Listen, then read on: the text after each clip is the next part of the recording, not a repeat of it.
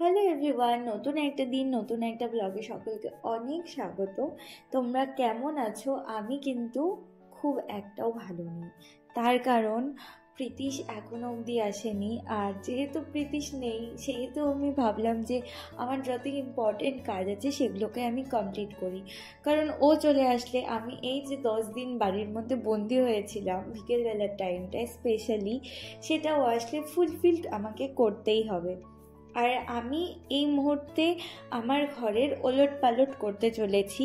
তার কারণ আমার কিছুদিন পর আলমারিটা যে জায়গাটায় রাখা আছে সেই জায়গাটা দরকার, তো ফাঁকা দরকার। সে কারণে আমি ভাবলাম যে এখন যেহেতু আমার হাতে অনেকটাই টাইম আছে, আমি এখন এই কাজটা কমপ্লিট করে নিই, কারণ প্রীতিশ আসলে আর হবে না। তো এরপরে আমি অনেকটাই জোশ নিয়ে নেমে পড়েছি কাজ করতে। আর আমি পুরো আলমারির জামা কাপড়গুলোকে বের করে নেওয়াতে, আলমারিটাকে সরাতে আমার কিন্তু একদম অসুবিধা হয়নি। আর আলমারিটা মানে আমি একাই সরিয়ে নিয়ে যেতে পেরেছিলাম। তো এই কাজটা করতে নেমেছিলাম আমি বিকেল 5:30টায়, আর কমপ্লিট হয়েছিল রাত্রি 11টার সময়। মানে অনেকটাই ধৈর্য নিয়ে আমাকে কাজটা করতে হয়েছে। আর আমি না আলমারিটাকে ঠিক কোন দিকে রাখবো কিছুতেই বুঝতে পারছিলাম না। একবার এদিকে রাখি, একবার ওদিকে রাখি। তো পরে অনেকক্ষণ ধরে চিন্তা ভাবনা করলাম, করার পর ফাইনালি আমি একটা দিকে রাখতে পেরেছিলাম।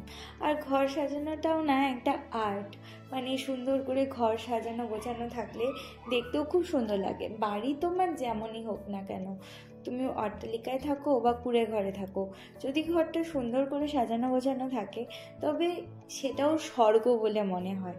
আর আমি এখন যেই পজিশনে আলমারিটাকে রেখেছি, পরে কিন্তু এটাকেও আমি চেঞ্জ করে দিব, তখনই কিন্তু দেখতে খুব সুন্দর লাগবে।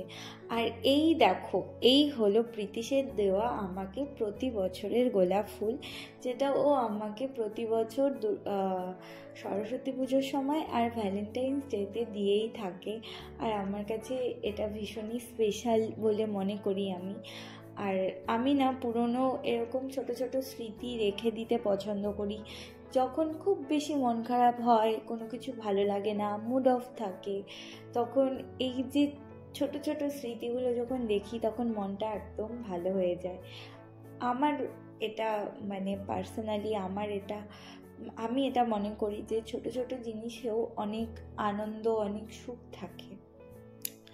তো যাই হোক, এরপরে আমি পুরোপুরিভাবে এবার লেগে পড়েছি। আমাকে এবার সব কিছু ঠিকঠাক করে গুছিয়ে রাখতে হবে, কারণ হয়তো এটাই আমার এইবারের মতন, এই বছরের মতন লাস্ট আলমারি গোছানো। সামনের বছর আমি আবার আলমারি গোছাবো। তো এবারে আমি পুরো আলমারিটাতে এরকম পুরোনো পেপারগুলোকে ফেলে নতুন পেপার পেতে নিলাম, যাতে আমার জামা কাপড়গুলো ভালো থাকে। আর এই সাইডটাতে না আমি আমার বিয়ের সমস্ত শাড়িগুলো রাখবো বলছি, তার কারণ এখন বেশিরভাগ শাড়ি টেলারের কাছে দেওয়া আছে, যে কারণে খুব অল্প জায়গার মধ্যেই আমার সমস্ত জিনিসগুলো এঁটে গেল। আর ওই বড় ব্যাগটাতে না আমার একটা গাউন কেনা আছে, তো যে কারণে ওটাকেও পরে একটা পার্মানেন্ট ব্যবস্থা করতে হবে। আর এই পাশটাতে আমি রেখে দিচ্ছি আমার কেনা শাড়ি।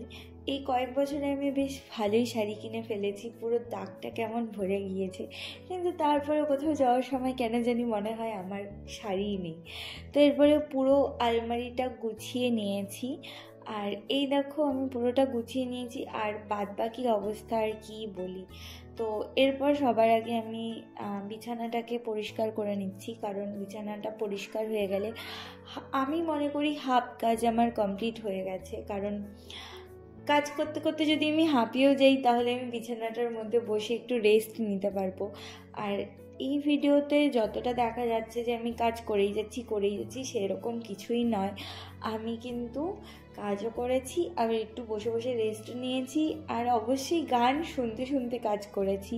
আর অনেক কাজই করেছি যেগুলো কিনা আমি ভিডিওতে শেয়ার করছি না, তার কারণ এত বড় ভিডিও হয়ে যাবে, বা এত ফোনে স্পেসও আমার নেই যে আমি পুরোটা ক্যাপচার করতে পারবো। আর আমার এরকম ঘরটর গোছাতে, ঘর পরিষ্কার করতে খুব ভালোই লাগে। অবশ্যই যদি এনার্জি থাকে আর এরকম প্রীতি মাঝে মাঝে বাইরে গেলে আমি ভালোই ঘরটর গুছিয়ে নেব। তো এরপর চলে এসেছে আমার ছোটো মাসির ছেলে। তো ও এসেছিল আর আমি ওকে বললাম, মানে ঘর গোছাতে গোছাতে আমি একটা চকলেট পেলাম। তো আমি ওকে বললাম যে প্লিজ এটা একটু খুলে আমাকেও খাওয়া, তুইও খা। তো ও আমাকে খাইয়ে দিল, কারণ আমার হাতটা নোংরা ছিল। আর ও খুব একটা চকলেট লাভার না, যে কারণে আমাকে আবার অফার করছিল, কিন্তু আমি ওকে না করে দিয়েছি। আর এরকম ভালোই, যদি ভাই বোনরা চকলেট লাভার না হয় তাহলে মানে ভালোই, কারণ ও আমাকে মাঝে মাঝে কিছু কিছু কিছু সময় চকলেট এনে খাওয়ায়, যেহেতু ও খায় না।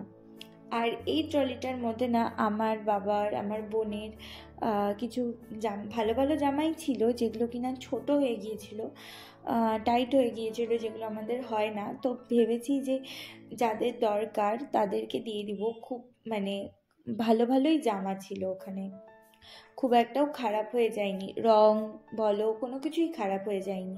তো এরপরে এই হচ্ছে আমার পুরো ঘর গোছানোটা কমপ্লিট হয়ে গিয়েছে। তো আজকের ভিডিওটা এতটুকুই। ভালো লাগলে অবশ্যই অবশ্যই অবশ্যই একটা লাইক কিন্তু করো। সকলে খুব খুব খুব ভালো থেকো। আজকের মতন টাটা।